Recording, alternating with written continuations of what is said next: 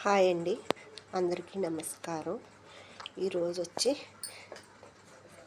చేప శనండి, ఎగ్స్ కూడా. ఈ సేర్మ్యాను చిన్న చేపలండి, ఈ చిన్నవి చేపలండి.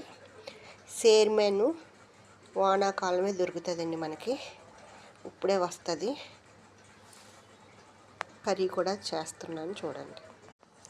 ముందుగా క్లాత్ తీసుకోండి, కాటన్ క్లాత్ తీసుకున్న తర్వాత ఈ విధంగా శనగలో ఉప్పు, కారం, అల్లం వెల్లుల్లిపాయ పేస్ట్ ఇలా మిక్స్ చేసుకోండి.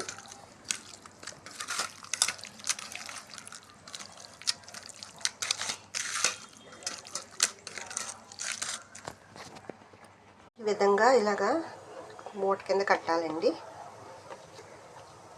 దీన్ని ఎసరు కింద పెట్టి వాటర్ ముందుగా దాంట్లో ఇలా దింపాలి, బాగా ఉడకనివ్వాలి అండి.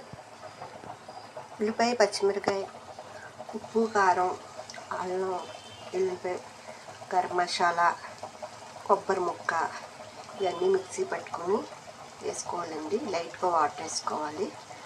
గట్టితో తిప్పేయకూడదు ఎక్కువ, అవి పీసెస్ కింద అయిపోతాయి. గట్టితో తిప్పకుండా 1 or 2 times తిప్పుకుంటే సరిపోతుంది. సేర్మేన్ కూర అయిపోయిందండి.